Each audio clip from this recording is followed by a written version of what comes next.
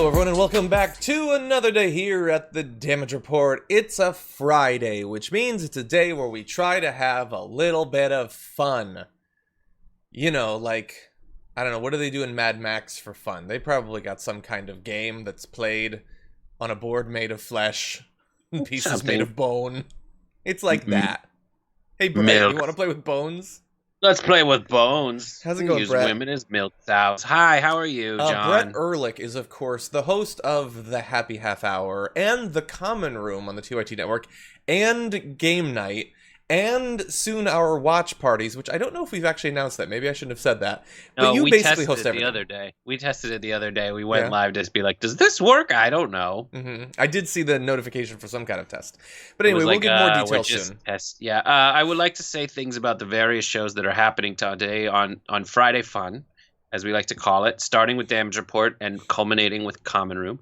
And in the middle there somewhere is Main Show and Happy Half Hour. I will say that Happy Half Hour's guest is the co-creator of The Daily Show and television legend Madeline Smithberg. If you're wondering who is the person who decided we should go ahead and hire Stephen Colbert and hire Steve Carell, and she also was the executive producer of The Jon Stewart Show on MTV before The Daily Show. So she did The Daily Show with Kilborn, and then there was some weird stuff. And she was like, well, I know this guy, John. And he came on, and then later, similar in the same vein, she hired me and gave me my first job. We really weaved upward together. Trajectory. But it's no, greatness, and the only place where we're allowed to talk about Kanye, or where decent people allow Kanye on the network. Yeah.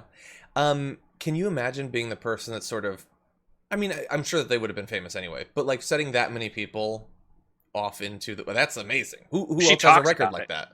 She talks about it on the show, so you should watch it. She tells you the exact reason she hired Stephen Colbert and Steve Carell. Yeah, that is awesome. Well, you know what else is awesome? All of you joining us here in the chat room, hopefully chatting. Many of you are sending your super chats and your tweets and your tweets at hashtag TDR Live, which we'll be responding to throughout the show. You can expect a lot of fun on today's program. We've got a couple of stories that are not necessarily within view of newsworthy, but it's Friday, and so we want to have some fun, and we're going to do that. But there is important news, including details on what the next round of stimulus, if it occurs, might look like. So we're going to be breaking that down a bit. We're going to delve into the newest world hotspot for coronavirus, which is not far. And then we, of course, will end the week with Garbage People, as we always do. If you are already here and waiting, feel free to hit that like button and share the stream so the more people know what we're doing. And with that, Brett, what do you think? Should we do this? I will be reading people if they subscribe and cheer. I can also read those. Just know that everything's taken care of. And Tweeches is a new one for me. Yeah, well, that's when you participate on Twitch. You tweech. Awesome. Okay. But anyway, yeah, most people don't know that, including everyone on Twitch. Okay, well, with that, let's do this. It is possible that the general election might come down to people's perception of the mental competence of the major party candidates. And Donald Trump wants to get out in front of that comparison. Arguably, he's been doing it his entire life. But here's what he had to say in his interview with Sean Hannity last night. And do you think he's trying to back out of debating you? Well, yeah, the answer is yes, absolutely. But, you know, he meant the COVID tests. The COVID test. He didn't mean cognitive. He meant COVID. No, he said cognitive. I'm pretty sure he went on to... He didn't mean that because, you know, you don't have those tests that often. He said, I take them all the time. And no, he meant COVID. But I think he was confused by the question and the words and everything else. He didn't mean that because he hasn't taken any cognitive tests because he couldn't pass one. I actually took one when I very recently when I was, you know, the radical left was saying, is he all there? Is he all there? And I proved I was all there because I aced it. I aced the test. And he should take the same exact test, a very standard test. I took it at Walter Reed Medical Center in front of doctors, and they were very surprised. They said, that's an unbelievable thing. Rarely does anybody do what you just did. But he should take that same test. But then they gave me a lollipop. They let me pick one toy from the saddlebags. Any and toy? They sent me out yes, and I got 2 toys. One was small. It's one I can't quite. It's a paddle game, so I can play with myself. That's a tough one. So that is Donald Trump once again talking about the cognitive test that he supposedly took a couple years ago and supposedly aced. And I will say, let's assume he actually aced it. I'll do that. I'll play that game. Okay, so he aced this cognitive impairment test that is supposed to diagnose things like Alzheimer's and things like that. Now, I know some of you have been following the news on a daily basis for a long time, know where this is going. But he is still bragging about testing this, and each time about acing it. And each time, the story gets bigger. So now, he apparently, while taking it, had multiple doctors around him. Like a scene from a movie where a monkey is getting some sort of, like, weird experimental treatment. You guys get in here! Donnie's about to break the record! You gotta see this! He's gonna show which one's an antelope! It's that scene from The Matrix. He's gonna circle the elephant! It's like, Neo's fighting Morpheus. Whoa! We gotta see This can't him. be right. We gotta see and just him. like lights going off and like meters just spinning. I don't know. He's the one. It gives the image that he is Matt Damoning some equation, but I want to be very clear about the test that he aced, and that in acing, doctors were shocked. Nobody does this. Okay, let's talk about it. The clock says it's 7:30. He read a clock. Okay, so those are a few of the highlights. So this is the Montreal Cognitive Aptitude Test. Here's a quick shot of it. And I will say, I understand you can't read the words, probably even on TV, but there's enough there for you to know where this thing is going, I think. So let's zoom in on a few sections. As Brett just mentioned, 3 points, a full 10% of all of the test is whether you can draw a clock. You get 1 point for making the clock a circle. You get 1 point for putting the numbers in the correct order, and 1 more for making the hands different lengths. That's 10% of the whole thing. Trump. I wonder if Trump draws Mickey Mouse going like this for the like does it? It's like I can't draw Mickey, or if it's like clock, he just draws like his iPhone. Exactly, or just writes the square number 7. Yeah. They're going to have to update this, because, most people don't do clocks anymore. So, would you like to know what another 10th of the entire test is? It's I would like to know. What are these animals? Just this. Even if you do, it says naming Todd, Kippy, Hornball, like Mr. Humpy. Humptown races. He would definitely go with Humptown. That is, we've already covered 1/5 of the entire test. Draw a clock, name a lion. If you've watched The Wizard of Oz, you're most of the way there. Okay, now, repeat after me. I don't mean you, I mean that's the test. Repeat this sentence back to me. I say the sentence, and then you say the sentence back at me. And that's almost 10% of the test right there. And again, we are not mocking people who have any actual medical condition. We are simply mocking a man who is the most powerful human in the world, writing the word camel and then spiking the football. No one's ever named a camel. Who? Even more Who's specific, ever named a camel? It is just the spiking of the football. Obviously, this is a necessary test. And people do have cognitive impairment. My grandfather, who I love more than like anything else in the world, had severe Alzheimer's at the end. There's literally nothing funny about that. It is a diagnostic tool. And if you don't have those impairments, this test is easy. It's supposed to be easy. That's the whole point. But spending years bragging about it, that is bizarre. No, and can I drive home how bizarre? Yes, I want to read one more section. This is worth 20% of the entire test. Orientation. Where are you? What time is it? What city are you in? Do you know where and when you are in time? The sort of things that you would ask someone who has something like Alzheimer's or some other impairment, just to know, do they know where they're at? That's 20% of the test. He says that when he finished, the many doctors who were around him were shocked that he was able to do this. That is the story. To the extent that there's a story, that is a very weird thing to do even once, let alone for multiple years of your presidency. But, like, if I were advising Trump, I would tell him to stop bragging about this. Not because it makes him look foolish or silly, painfully silly, but because now he's out of excuses. Like, now we have him on record of being free of any cognitive issues. So he's just an idiot. He's just a moron. That's it. You can't chalk it up to anything, bud. We now know that when you're saying the oranges of whatever, you're just stupid. When you talk about rooms full of people doing this, it's not that you thought that you hallucinated there being rooms full of doctors.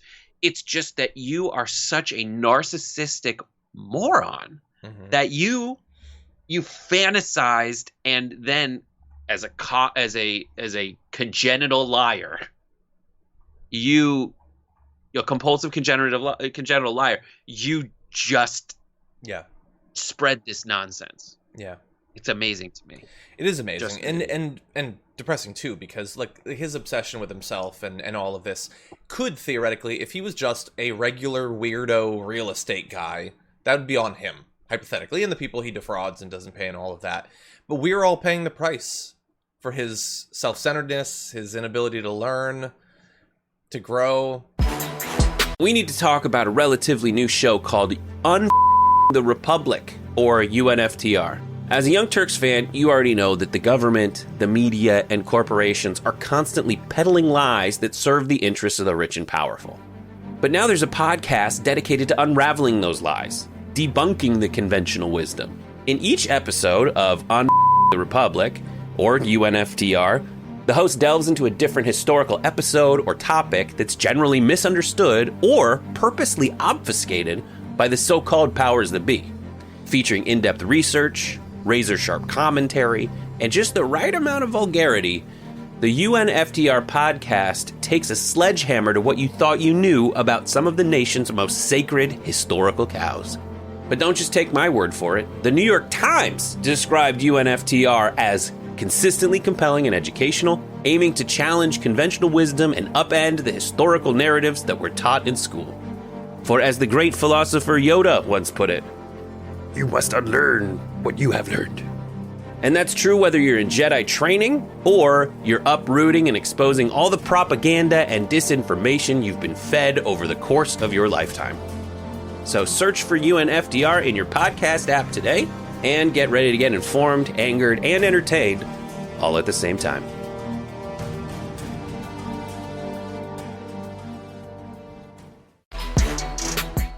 Donald Trump is not in a good place, and that puts America not in a good place. And that is why I'm going to show you a headline right now, and it is very funny, I'm sure you will agree in a second, but also very important work being done by his aides to put him back in a good mood that could theoretically, potentially save people's lives. Trump aides tried to cheer him up during pandemic by bringing big trucks to White House, according to report. They brought trucks. He loves that because truck. He likes big trucks. 18-wheelers specifically. They brought them onto the White House South Lawn because he likes the big trucks, and they thought that that would make him less depressed during this time where so many people are dying every single day. I don't think it worked. I guess the trucks weren't big enough.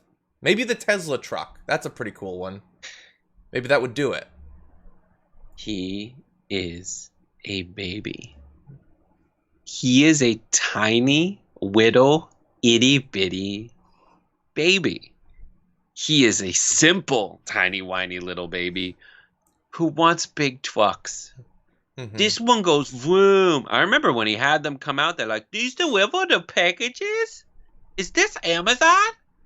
Mm-hmm. He is a simple idiot. And at the time, people are dying, buddy. Like, so many people are dying, but he is more concerned with how it makes him look, but he's not sophisticated enough to realize that people know that by now. Yeah. And there was a poll out today saying that, like, compared to June, like, he lost 17 or so percent approval rating in terms of handling of the coronavirus from Republicans. Yeah. Republicans are like, this is not good. We're out. Mm-hmm. Two comments I want to mention that I saw. One was Tonka Trump. I just think that's funny. And the other was I like big trucks and I cannot lie. Yeah, like if you like kids like big trucks, okay, that'll make them better. But if you read the reports, the Washington Post does a write-up on this. People who are around the president literally every day, and they say that they try to snap him out of this, saying you're the president. Like his approach. Like one of the things that's always weirded me out so much about people presenting him as some sort of alpha is he is so reactionary, so passive. He literally sits and watches TV. He's the president. He has an incredible amount of power, direct power of things he can do, but then also the power to get things done by influencing media and politicians, his party, his base, all of that. Like, they're trying to snap him out of his depression, which has caused him to pull away from the news during a time where we cannot afford to have a president who's not engaged with what's going on, by bringing trucks, rather than him, like, taking up an issue and doing something about it, solving a problem. These are all things that he has more singular power to do whenever he wants than anyone else in the country and probably the world. But instead, they described, this is an article that just came out yesterday. They said he has been spending an inordinate amount of time watching television news. Now, we've seen that a billion times while he's been president. That's not something new. It's standing out even to them now in the White House in comparison to before, that he's just retreated to the White House. He's just watching what's going on. He's stewing in anger over the pandemic and the protests and all of that when he could be solving problems. I'm not problems that I have, I'm sure he wouldn't care, and not solutions that I would use, of course, but he could do something proactive to try to get back on top. Yeah. And it takes so much. Other politicians in this would at least have the instincts to see it as an opportunity to actually do something, to gather some momentum and an obligation to do it, because they realize that no amount of BS will actually end up being more of a factor in whether you're deemed a successful politician than the actual statistics of how many people are dying. Like, there's all those things, and they flashed up occasionally throughout Trump's presidency where, like, even Jeff Sessions was like, I got to recuse myself from this case. Like, and this is even the other people in around him are saying, and even his base, even Republicans are like, he is failing this miserably. But Trump thinks he can just hunker down and do this stuff. And if he doesn't, he knows the only thing he can't do is apologize. Like, that's his own thing. He can never say he's wrong. That's the one thing he sticks to. But other than that, he will complain about being treated unfairly. He thinks that gets him a certain way. But in this situation, earlier in the show, we played a clip of him bragging about passing a cognitive test. In that same interview with Hannity, he sits down and Hannity gives him a second opportunity to say what he plans to do in his second term. Something that when he was asked earlier, Trump didn't even have like 3 things to say. So what did he have this time? This time he actually answered. He was like, well, I'm going to build the wall. We're going to do that. We're going to, and that was it. But just, he already bungled. Even Hannity was like, yeah, you need to take another swing at this. Like, I cover for you and everything, but even Hannity, and that's happening more and more, where even his advisors have to find something to do that will cheer him up. Yeah. Like, he is a moody little boy. And that's what's so frustrating. They have to bring big Tonka trucks to the White House so he can He needs to take a trip to, like, a museum or something. Like, see, like, the big bones. Or, like, a rocket. You know, something like a truck's not big enough anymore. That's what I'm saying. Anyway, two more little bits from this article in the Washington Post. To some of his longtime advisors, the president has seemed tired, low energy, and lacking the passion and energy that defined him previously. And then there's this, which is less like that's about him, but this is about the country and him. A third outside advisor in frequent touch with the White House said that in recent conversation, the president seems inconsolable and summed up Trump's riff. Gripes about the great economy built, now felled by the virus, and also how, quote, some stupid cop in Minneapolis kneels on someone's neck and now everyone is protesting. That's the biggest issue. That if you were to come up with a trait that we should not have in someone who has the power over life and death, believing that everything bad that happens is mainly a problem for you is probably one of the highest up on the list. Like someone who lies, you know, as a matter of course, is a big issue too. Someone who's entirely corrupt, that's an issue. But someone who believes that the bad things that happen are bad because they're about me, not about maybe the person who was the neck that was being knelt on, or the people who died from the virus that took away your economy.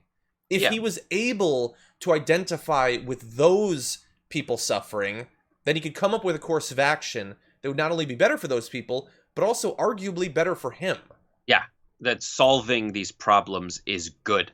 Yeah. Rather than complaining about them in a way that over time he's wearing out the like earmuffs of his base. And at least, and what he had before was like this economic shield. Like I was saying it's like for me personally in my life, like, you know, there's a whole group of people who are like, he's just annoying. Right? They didn't have any real experience with like racism or the difference, the two Americas that exist for folks that are wealthy and white and everyone else. They didn't experience that. So he was just annoying, but they didn't have any. But they look around and they're like, even the eras when he's saying make America great again and we should make America like it was back then. If we were back then, I would be paying way higher taxes than I am now. So they're looking around being like, well, I have no incentive to empathize with anyone. Now that shield of a plush economy is gone. Is it completely gone? No, because the stock market is still looking around saying, of course they'll bail us out. Like I'm not that worried. But at the same time, they're looking around going like, a lot of people are dying. It will cost us trillions of dollars in the economy. And he's not doing anything about it. And I definitely don't want people boycotting me for donating to his election. So we're getting rid of that. And so that's something that is wildly different this time than last time, but super, super dangerous for his prospect of being reelected. Yeah, I agree. You know, and I'm glad that you brought up the fact that they are very assured that they're going to be bailed out, because we're going to turn in just a minute to whether the American people might a little bit more than they already have.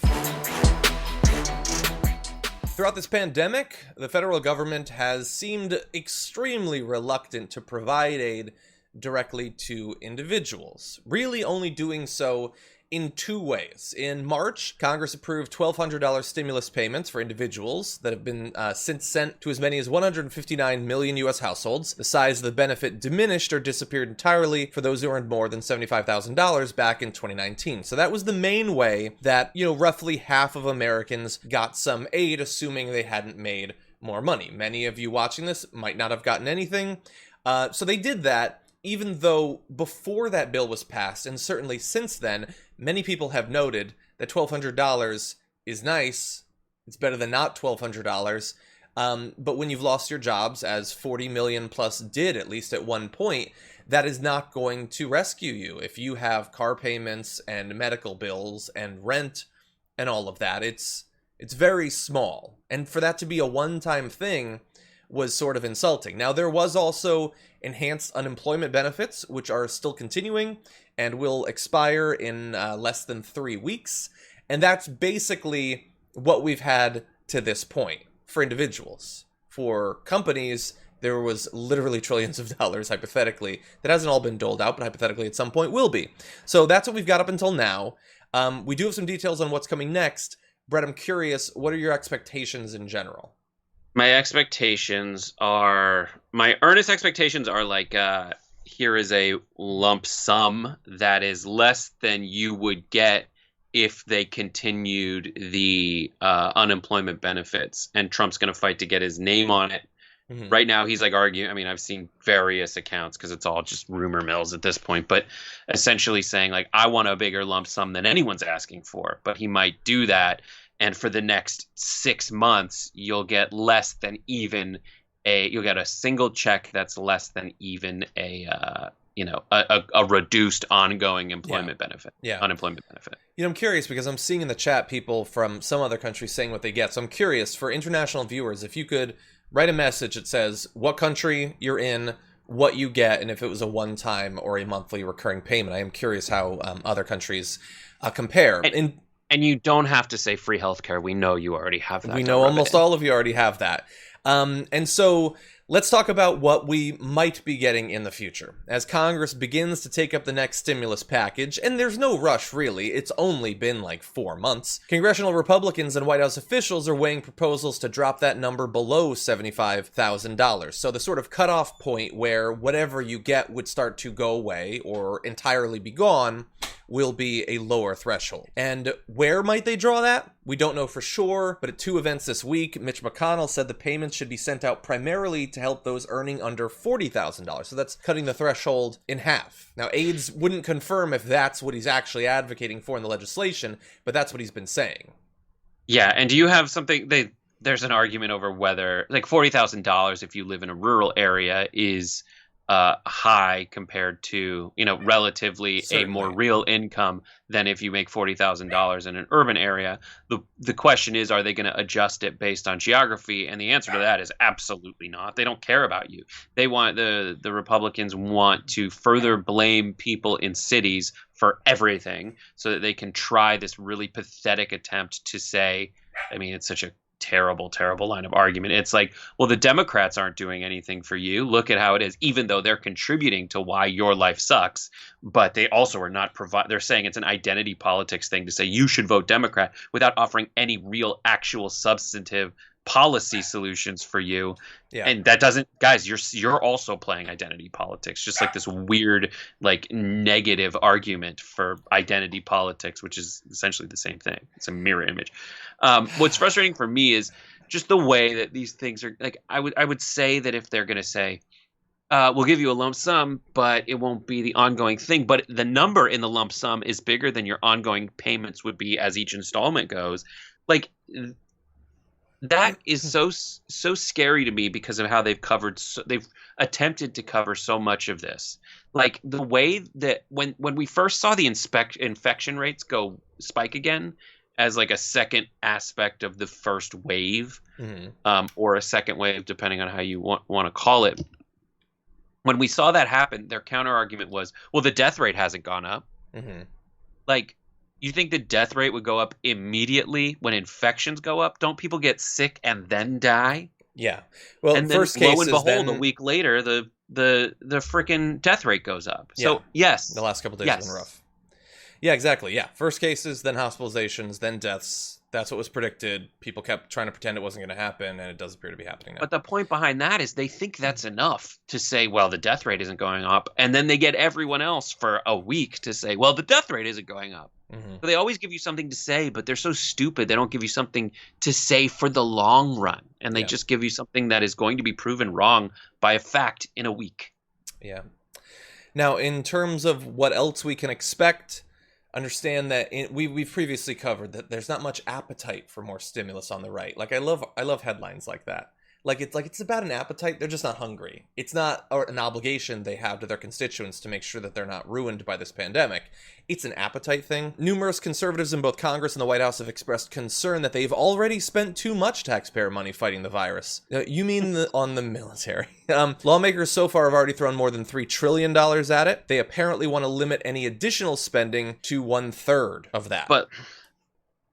Well, then come up with a way to spend it that works. Mm-hmm. That's the problem. And also fix all your non-monetary actions that are working against your monetary actions. Exactly. That's the thing. I want the economy back. So I'm going to say businesses should open. I'm going to pretend to everyone that they should shop there. We're not going to give them money, and many of them have lost jobs, but somehow that equation is going to balance out and produce economic growth, not just dead consumers. And the problem is it's still, when you ask folks who's better with the economy, they always just assume Republicans. Just because the Republicans are rich, but that doesn't mean they're good with the economy. It just means they got rich and stopped wanting to help people. Yeah. In terms of future assistance to working class Americans, many of which who have already lost their jobs thanks to the pandemic, the enhanced unemployment benefits are set to expire very soon after you watch this video. In terms of extending them, that might happen, but with new limitations. Treasury Secretary Steven Mnuchin said Thursday that the Trump administration is unwilling to extend a boost to unemployment benefits amid the coronavirus pandemic if it allows jobless workers to make more money than they did before losing their jobs. And if you've been paying attention to this whole thing over the last few months, nothing has enraged the right more over the last 5 months than the idea that some people hypothetically made a little bit more money during a pandemic than they did before it. Literally, in terms of how much they talked about how angry they clearly were. I'm sure on some level they don't like, a gigantic pile of corpses.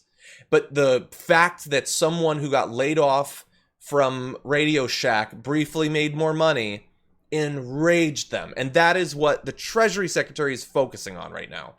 Yeah. Also, it's going to cost you more to develop a system that identifies each person's take and adjusts for it than it would just to give them, in some cases, a little more money than they were making before. Exactly. Also, then they're pretending that they're not trying to just give handouts to other folks. That's the problem. Like, they are giving handouts just to different people.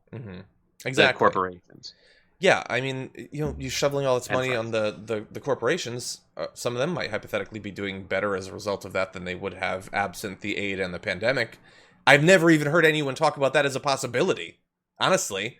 And there was, anyway, I don't want to go down that rabbit hole, but I will say, Steve Mnuchin, we know who he is. So when he says things like, we were in an emergency, we went along with that. We were in an emergency, he said. Not we are. We were. We're going to make sure that people are incented to go back to jobs. Here's a way to incent them. Have them not return to a place where they're worried that they're going to die or kill their family members. Have that be a focus. Don't you mean incentivized? Yeah, he definitely means incentivized, but... Or incensed. When you're incentivized and incensed, you're incented. I think when you're incented, that means you smell like a campfire or something. Anyway, I mean the people, even if you got that enhanced unemployment, this I can only imagine how tough this has been, and even if you had to go through that ridiculous process to get it. So I won't be specific, but someone very close to me had to go through that, and it took weeks and weeks. And thankfully, we are secure enough that was not, you're going to lose your car, you're going to lose your apartment, you're out on the street. But for many people, it probably was. Right, but also there's different tiers for different kinds of people, too. Like, when you say businesses, you have to draw a line between large businesses and small businesses. Like, the hurdles that small businesses had to go through and still have to go through, they bungled that. They made that just as impossible. So there's small businesses, particularly like restaurants, they are dying. They are dying, and they can't get back on track without some kind of help. Now, a lot of them are loans that may be forgiven or are super low interest, but still, there's so many aspects of the economy that make out its foundation. And if you're a Republican economist, you just think it's major corporations that do that. And in many cases, that's right. But also, people need to go buy things from those corporations. And if they have money to do that, that helps in their ability to buy stuff from you. Yeah. Anyway, so we're going to have to wait and see. The Dems have not done a nearly good enough job, in my view, of they've passed some potential bills that are hypothetically that aren't going to be taken up by the Senate. I get that. In terms of making it a focus of the media day by day, that it is insane that we went literally months with the Republicans sort of stepping back and just looking at the country and saying, "Do we really need anything more?" As it doesn't affect them in literally any way. That's very frustrating. Ron DeSantis spent the first half of the pandemic bragging about how well Florida was doing and asking for everyone to apologize for him. And he is spending the second half, where Florida is now the hottest spot, literally in the world for coronavirus, pretending that that's not the case. And so because school openings is the new thing that the right is pushing for, here's what he had to say about it. And look, I do all that, so I'm not like looking down on it. But if all that is essential, then educating our kids is absolutely essential. And they have been put to the back of the line in some respects. Florida's done a better job with distance learning, I think, than any other state. But I'll tell you, there's a gap here. There's big gaps around the country, and we need to give them the opportunity to go in person. I could say as a parent, I have a newborn, I have a 2-year-old, I have a 3-year-old. They're not old enough to go to school, so obviously they won't be in kindergarten or anything coming up. But I would not hesitate putting them in terms of the risk, because the risk, fortunately for kids, is extremely, extremely low. That data has been verified. If you can do Home Depot, if you can do Walmart, if you can do these things, we absolutely can do the schools. I want our kids to be able to minimize this education gap that I think is developed. Yeah, I do too, because, suffering from a big education gap, like Ron DeSantis does, produces terrible outcomes like Ron DeSantis has. We're so good at distance learning as a state. In Florida, we've distanced ourselves completely from the concept of learning. We just don't come near it. No. So, a few problems with Ron DeSantis there. One, I love him pulling a Greg Abbott there. Greg Abbott famously said, nobody's asked me to sacrifice myself, but if they did, I gladly would. I'm not saying I'm brave, but please think that I'm brave for saying I would do a hypothetical that no one was asking me to do. So he's there. It was Dan Patrick. Oh, was it Dan Patrick? Okay. Dan Patrick, the lieutenant governor who used to be a talk show host. I think I've gotten that wrong before, actually. Thank you for correcting me. So there he's saying, I don't have kids old enough to go back, so this doesn't affect me directly in literally any way, but I totally would send them back. I don't have to, thankfully, and we'll be out of this before I have to. But you all should, even though you're scared that they will die or they'll bring the virus back and kill someone. And so he had that to say. The comparison, though, if we can go to Walmart, then, like, if you can go to Walmart so that you don't starve to death, we can pack dozens of kids in a small area and assume that they'll socially distance and keep their masks on. That seems reasonable, right, Brett? Because when you go to Walmart, you stay there in a room for 8 hours. That's how it works. I know that when you go to Home Depot, yes, JR and I talked about this in the morning meeting. It's just like, yeah, actually, I do stay there for a very long time. But it's big, wide. You're wearing masks. You're getting in. You're getting out. Typically, the idea of comparing an educational environment to Walmart is insane. It is positively insane. And that's not, and the through line with this is there never is their goal the right goal. Their goal is some weird arbitrary thing they've decided on because that they don't really think through very much, because they have been typically, as Republicans, so good at convincing their base that this goal is the right goal, just go with the goal. The goal shouldn't be send everyone back to school. Mm-hmm. The goal should be let's get back to regular life safely. But you don't hear safely anywhere in this discussion. Especially, it proves that they don't have it anywhere in their minds. They're so confident that they have these supporters that will follow them blindly despite the reality of humanity and the reality of existence in America in COVID, that they're having huge spikes in Florida right now. This is not at a time when things have gone down. They don't even know when to take their shot. It's the hubris. Yeah. Oops. 100%. You could do it safely, hypothetically. The issue is that they have the extremist position that we have to open, and we don't want it to be safe. That is Tucker Carlson's stated position. It's all about they just want to be perceived as doing it right, as they want. It's so frustrating because they don't want to solve the problem. They just want to look like the problem's solved. Yeah. They want people to think that it's solved no matter what.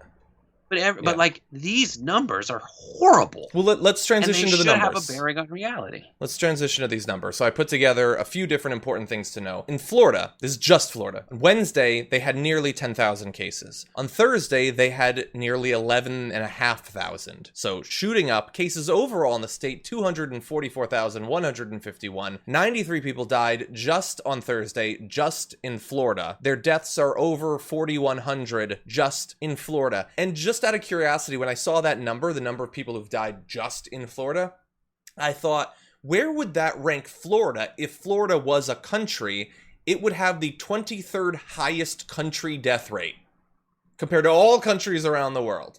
And obviously there are countries that are smaller, but there's a lot of countries that are bigger than Florida, and it would be in the top 24 for deaths as a country. And I will also say, I up until yesterday was very lucky that no one close to me had been diagnosed with coronavirus. Well, as of yesterday, that's not true anymore. And so I have a close family member who is in the hospital right now, not in a hospital room, mind you, because there's no rooms to give this individual who has serious side effects, serious symptoms, and was diagnosed with coronavirus, can't get a room because the hospitals are so full. And Ron DeSantis, the governor of that state, because this is in Florida, is going up there and talking about, if you could go to FYE for a while, you could reopen everything. It's cool. And he has undercut not just the government response in Florida at every step of the way, but he has undercut people's knowledge of what's going on, the seriousness with which they'll take it. If they trust Ron DeSantis, they are no longer equipped to be serious about this. And that is what has produced the environment necessary for it to spread as fast as it is in Florida. And that and I mean, we all remember Ron DeSantis's campaign ad where he is just showing that he is reading Trump's book to his kid. It's not about the safety. Also, just add to the school aspect of it. And it's heartbreaking to hear that you're going through that. And I hope everything turns out all right. So 2 points. One, the reason for lowering the curve is to avoid flattening the curve and all these social distancing measures, et cetera, is to avoid the situation that the person close to you is in. We don't want to fill up that's the one thing that I've seen get through. And I'm sure they all saw it in the same Vox Netflix special. You need to get this under control just because we need enough beds for everybody to get care through those beds. And spaces in hospitals. And we've proven that it's a problem. In terms of schools, there are teachers in those schools who are not children.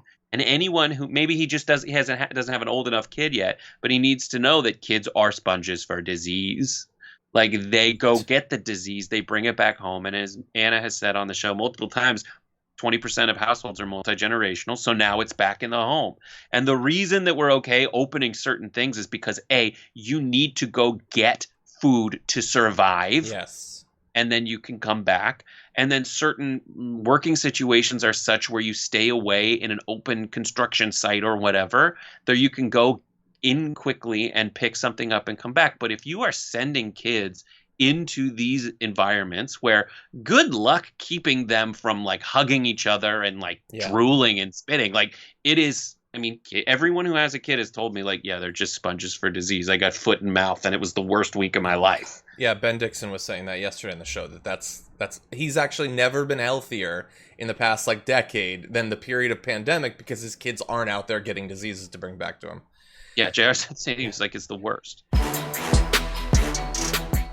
I don't know that there's a single person in America, MAGA head or not, who doesn't get that Donald Trump is creepy. But there's a new ad that hopes to remind everyone. Let's take a look. A lot of really creepy statements, actions for sure, but statements that he's made in the past that make me very uncomfortable, certainly as a mother, but as a person who breathes air. You're going up the escalator? I'm going to be dating her in 10 years. Really creepy statements. If Ivanka weren't my daughter, perhaps I'd be dating her. You know? Oh, it's so weird. Stop. You know what? You are sick. Yeah. It makes me very uncomfortable that he would look at certain other Americans the way he apparently has in the past. What does Tiffany have of Marlon's? She's got Marlon's legs. Creepy. We don't know whether or not she's got this part yet, but time will tell. What's the favorite thing you have in common with your father? Either real estate or golf. Donald, with your daughter? Well, I was going to say sex, but I can't relate that. He's definitely not a typical father. Creepy. So that was put together by Midas Touch, and obviously it is a quote of Kellyanne Conway talking about Joe Biden, but with the footage of Trump. Is it over? It's sickening. The thing that I don't get about those quotes, and I'd never gotten, because I'm sure every devoted fan has seen it a million times over the past few years, is it's not just that he responded to a question in a creepy way. It's that even when there was no rational way to make it creepy, he reached to find it. Like, what do you have in common? That we have sex in common doesn't even make any sense. How would it possibly occur to him to make that a sexual thing? I don't understand. It's like he has a radar looking for opportunities to creepily objectify his daughter, who, by the way, yeah. Like, it's not just that he made a comment, which would be weird enough. It's like, do you think when he makes a new comment like that, she doesn't immediately think about all the other ones? That they aren't etched into her brain? You don't forget that stuff. My mom has never sexualized me, thank God. If she had, never... I'd remember. Ugh, I don't even want to. Let's move on. It's just there's so creepy. But like Ivanka, to her credit, was like mentioning things about her interests. She wasn't like, we're both tall, like I have his like ears or something. It was I like real estate and golf, and he just yanks perv from the ether and just all over our faces. I don't put it that way. I hate it so much. And I do want to give credit to the Midas Touch, who is the people who put this out there. And so what they did is they took Kellyanne's statements about Joe Biden and applied Trump things to them, because it's so weird what they think they can win on, what the Trump team thinks they can win on is, and Hogan Gidley tried this recently, trying to bring up things that Biden has said on Fox, and Fox is like, I don't know what you're talking about necessarily. Oh, you're saying yesterday, trying to make it seem as if Biden had lured kids with ice cream when he was talking about his like own kids like having a good time during the quarantine. His grandkids like, hanging out with them. Yeah. Grandparents and grandkids like ice cream. All those words belong in the same word cloud. But my daughter and common and sex and Joy Behar don't live in the same word cloud. Ugh. The whole thing is just... It's like you pointed out, I think you said this, where it was like the grab her by the whatever moment. Yeah. Wasn't even the words of someone who's done anything. Like, that wasn't, like, was it real or not? It just seems like a very 40-year-old virgin moment where you're just like, it's like a bag of sand what you do with them. It's like, yes. It's like a person trying to be creepy who doesn't really know how. Yeah, but you have no experience. Like, I don't know. It's like, you're just an idiot. You're trying so hard. It's like a kid who knows that, like, you know, fart sounds are funny, and so they just go at every possible moment. You're like, this is not the time for that. Yeah, 100%. So bad. Whole thing is just so. I mean, one final question for this, and I know that, like, I've done less of the like ads recently because I got sort of, worn out on them.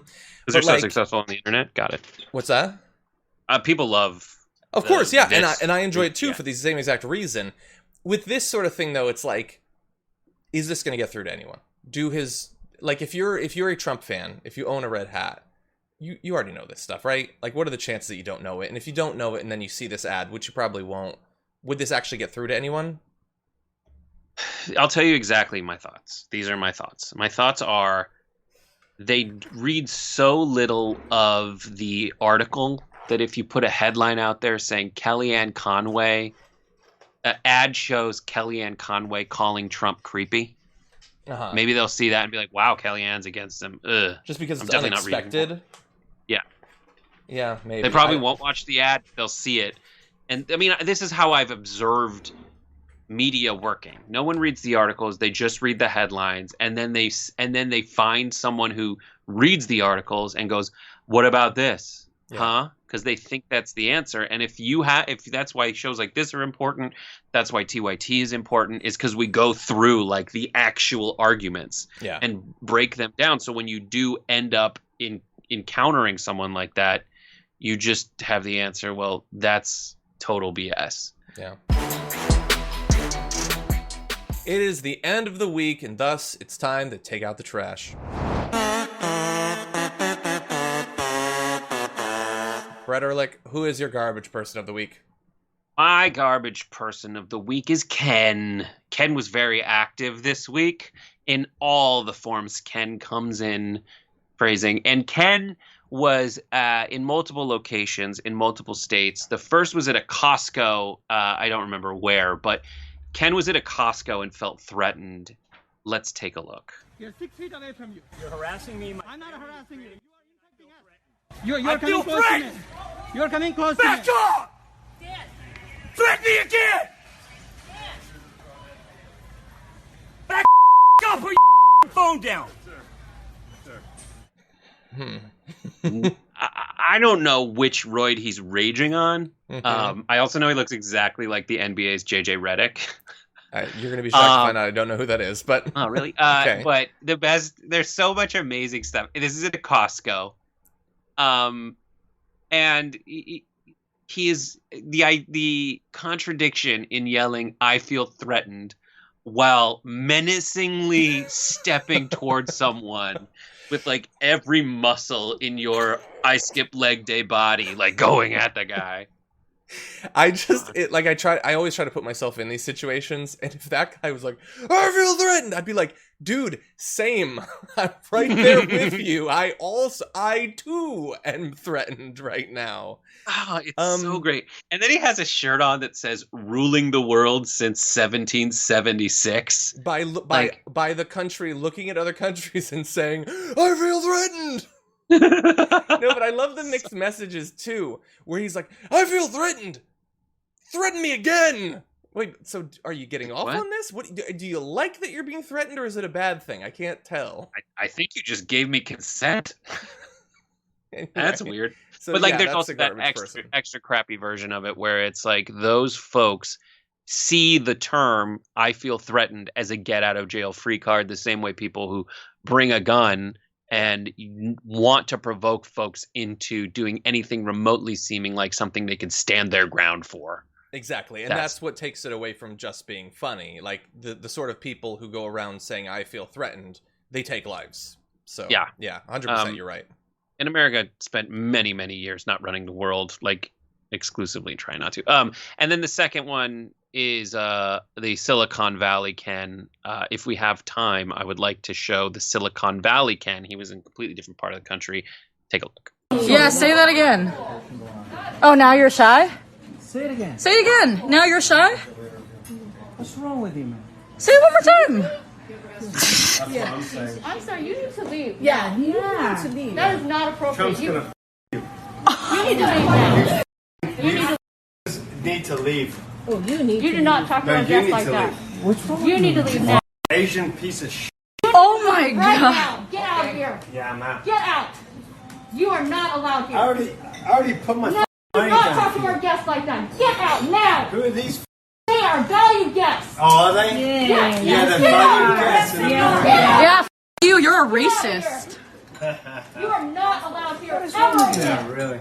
He seems like a really nice guy. And then we also have all the bases covered. Like, we had a Costco, which is like, you know, cost-effective living. And then we have a Carmel Valley, Silicon Valley, $700 or something a night resort that he's at with his pop collar, fancy shoes. He's like a CEO from a cybersecurity company, as the story goes. Yeah. Just being horrible. Yeah, just horrible. And to do that in public, knowing you're being filmed, takes a level of arrogance and just feeling like nothing could ever happen to you, even though we see how this story plays out so much.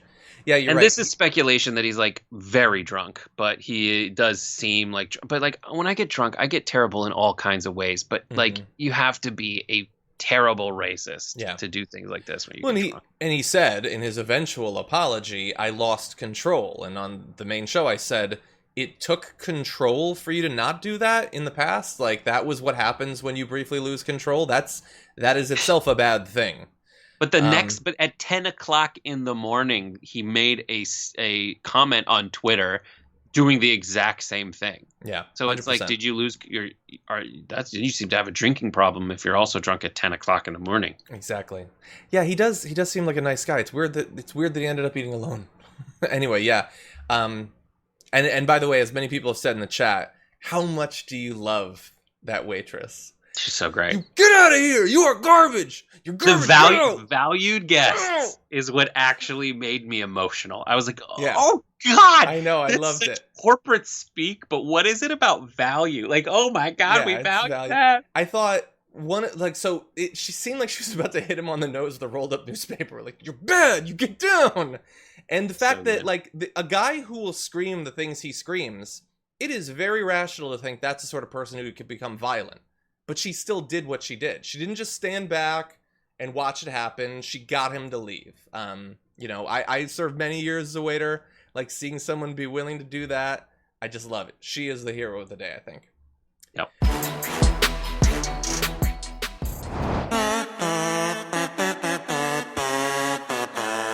My garbage person of the week is this individual. No one watching this knows who this is, but you're about to. This is Alabama State Senator Del Marsh, who is absolute garbage for reasons that will now become clear.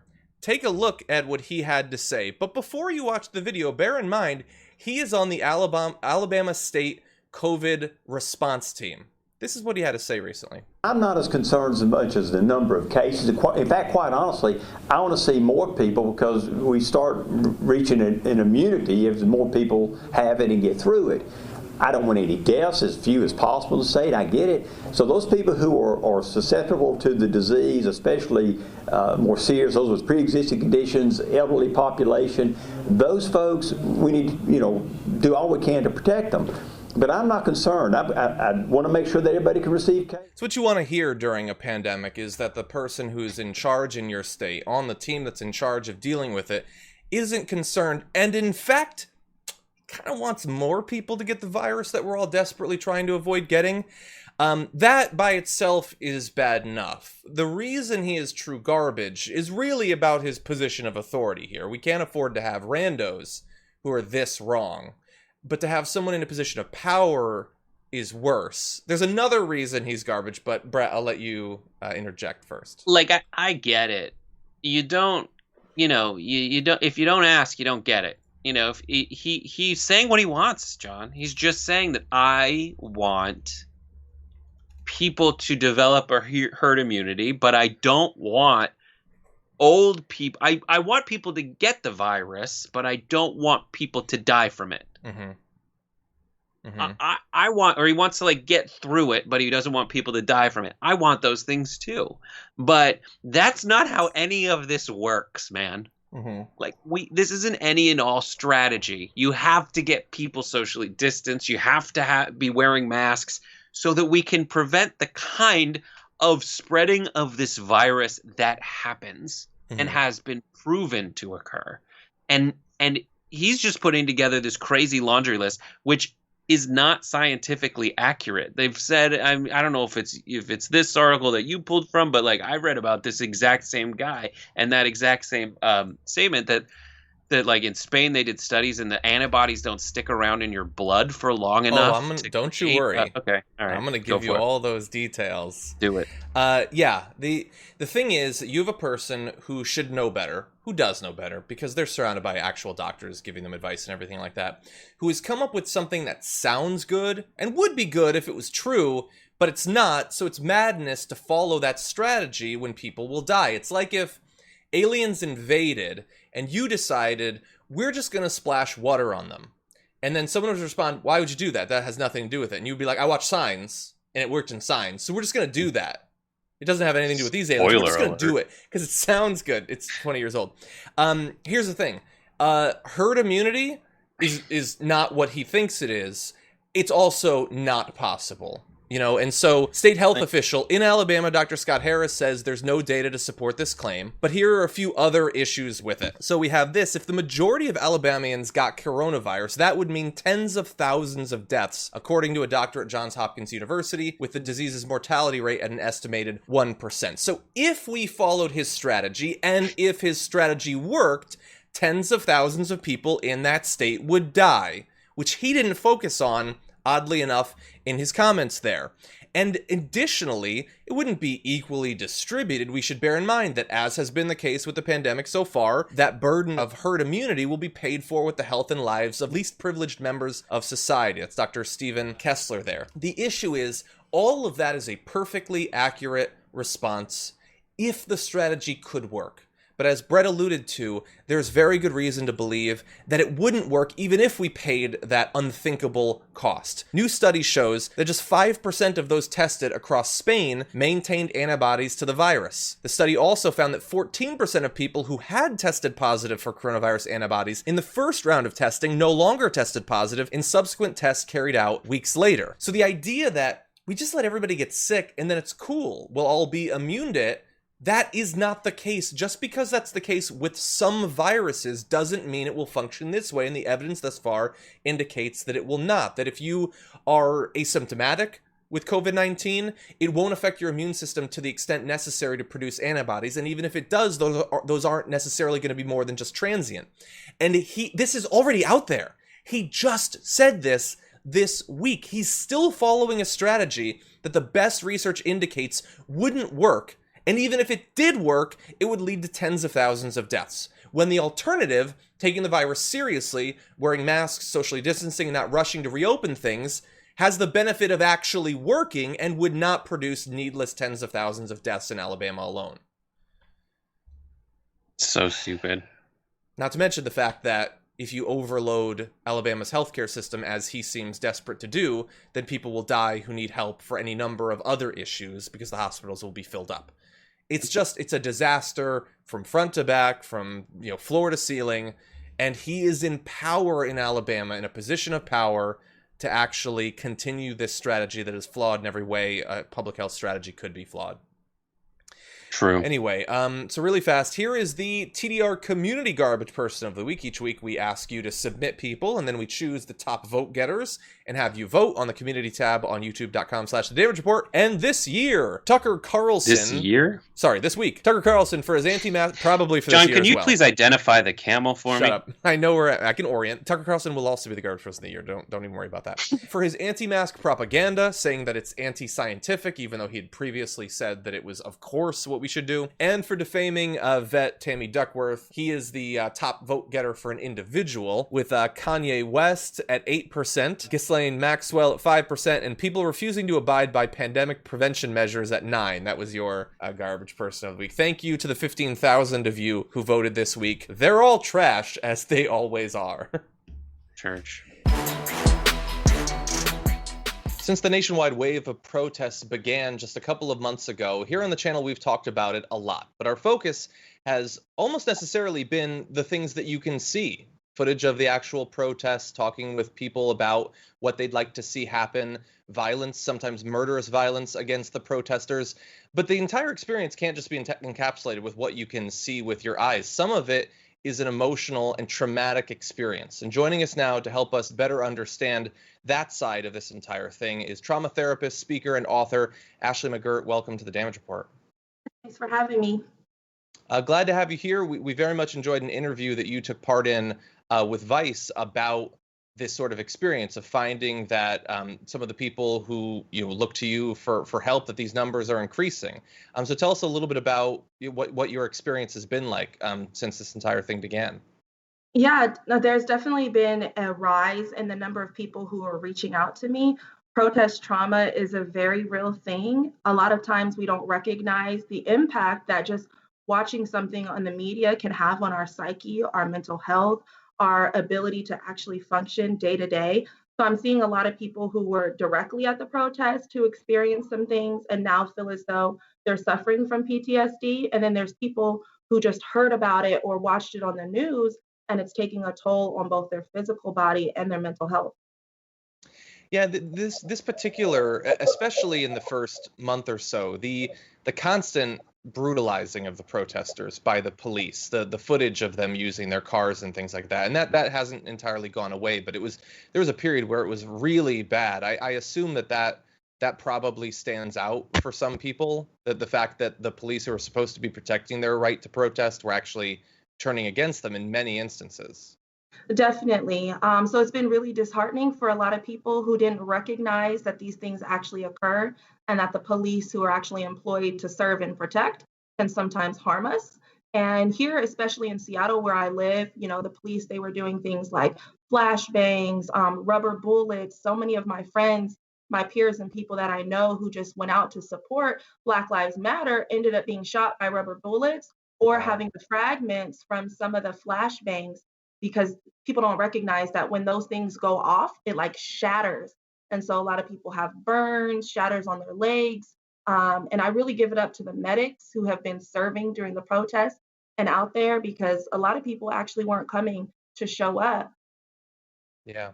Yeah, we I remember some of the shots of the aftermath of rubber bullets hitting people in the face and things like that, and it looks like this is they call it a non-lethal weapon, but it certainly looks capable of some unthinkable violence. And I wonder too, this has been a period for several months where there have been, like, the cases that initially started the protests. There have been so many other cases that are so similar in some ways, and the media has been a little bit more attentive to covering it than they might have been beforehand. I wondered, is that also reflected in people's trauma, that the media becomes sort of filled with these cases that are so dark, so depressing, so tragic? Is that something that people talk about?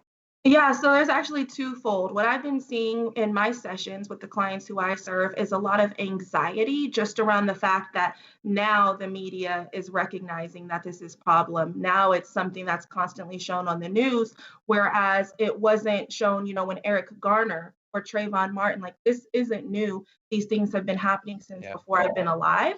They're just exacerbated. And now many of us are at home, we're working from home, so we're able to actually spend more time watching things or being exposed. And it's really causing a huge impact on our mental health. And for the Black community and other people of color who know that this isn't new, it's really Mhm. disheartening. And it's like, okay, it's twofold. So we're happy that you guys are covering these stories and you're talking about it, but then there's also a bit of a sadness. Like, you didn't see me when Eric Garner couldn't breathe, but Yeah. now you see me when George Floyd had a knee to his neck for 8 minutes and 46 seconds. Yeah. That makes me think of something that you said in the Vice interview, where you were talking about, after emancipation, there was no grief counseling, there was no trauma counseling that was provided, that this goes back so long. And I know that one of your specializations is specifically in racial trauma. How does that area, how does that shape either the conversations that you have or the help that you try to provide? Yeah, so I do a lot of intergenerational healing. So I have to look at culture and things that have been passed down. And we see that through epigenetics, our DNA has been changed by what our ancestors experienced. And like you mentioned, during slavery, after we were freed, no one sat down the free slaves for any type of group therapy, individual therapy. And these people watched their family members being lynched, being sold off. And now in 2020, we're still watching modern day lynchings. And so this is why I really do the work that I do so that I can help heal those who have been exposed to vicarious trauma, secondary trauma, which that's the type of trauma that it didn't actually happen to you directly, but you heard about it, you seen it, you witnessed it. All of these things impact us and take a toll on our body. So I like to do a lot of progressive muscle relaxation, healing of the body, especially because as this continues to happen, we continue to hear about it on the news, we develop a certain level of emotional resilience, but our bodies don't. And then our bodies start shutting down, which is why a huge portion of Black people die at disproportionate rates than our white counterparts at extremely young ages from chronic stress related illnesses like, heart failure, stress, strokes. My own grandmother passed away from a stroke, and I attribute it to a lot of the stress that she experienced in her life and not having the tools accessible to her, like therapy. So you're doing everything you can to try to help. Like nationally, what could be done? Does there need to be an investment in trauma therapists like you to make it more available? Do resources need to be made available? Because obviously it's difficult. Not everyone can afford therapy or have access to therapy. Is that something that some sort of top-down approach could help? Exactly. There's a whole host of things that we can be doing to actually ensure the mental health and well-being of our people, but it really starts at access to resources, ensuring that it's available. I'm doing my part, which I've created the Washington Therapy Fund Foundation to eliminate some of the barriers to Black healing in my community. And because I live in California part-time, I'm also starting one in California. But I would like to see some sort of free therapy resources and paying the therapist, because this is hard work. And when we look at services like Medicaid or state-funded insurances, the reimbursement rates can be extremely low, and then therapists get burnout and they're less likely to do the job, or there's not enough therapists available to serve. So making the licensing requirements also more accessible to those looking at the cost of education. This is an extremely expensive process. Looking at the way that we treat, moving from a crisis-centered model to a preventative model, because right now, the way insurances and the healthcare services set up, it's to look at, are you in crisis? If you are just coming to me for an everyday issue, you want to talk, you don't meet anything in the DSM, which is the therapist Bible, then I can't bill insurance because they want to see that you're in crisis. And that should not be the case. Yeah, and the way that you were talking about the fact that something can start off as this emotional, traumatic experience, but then it can manifest in physical symptoms. I'm assuming by the time it hits the crisis level necessary, we've already seen that. That's already sort of baked in at that point. Exactly. And then the other issue is also how we diagnose and treat based on race, because we're seeing these issues and these symptoms, but I can have a white male walk into a psychiatric facility who's showing the same exact psychotic symptoms as a Black male, and the Black man is more likely to be diagnosed with schizophrenia, whereas the white male is more likely to be diagnosed with bipolar, because we look at bipolar as something that is more manageable, whereas schizophrenia is an episodic disorder. It's something that society looks at as, one of the worst illnesses. You're really stigmatized when you have schizophrenia. Wow. And there was one other aspect that you talked about with Vice that I wanted to find out more about. I know that you said that there are these large corporate clients that are expressing interest in getting involved in all this, like some of the biggest companies literally in the world, Lockheed Martin, Amazon, and things like that. Mm-hmm. Is that a good thing? Does that give you hope? Is it like I'm very cynical about corporations and what they've done over the past few months. So my fear is that this is sort of trying like a shallow sort of attempt to appear to be invested. In your communications with them, does it seem genuine and substantive? So I'm still learning. I'm still formulating an opinion on that. When it comes to these organizations, I'm noticing that it is the Black employee network of these organizations that are actually reaching out to me. So their corporate ambassadors and their CEOs are showing up on the calls.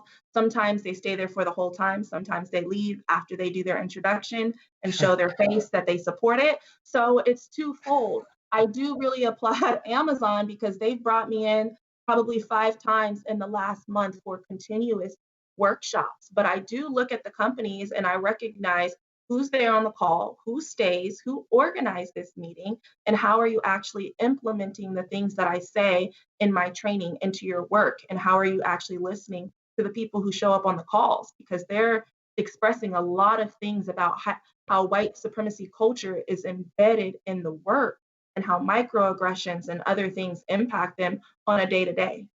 Yeah. I just want to thank you both for joining us on the show, but also for, calling attention to it in Vice. It's just a part of this that I had not thought nearly enough about, but needs to be a part of the solution going forward. And so, Ashley McGirt, I want to thank you once again. Very important work that you're doing. Thank you. Thanks for having me.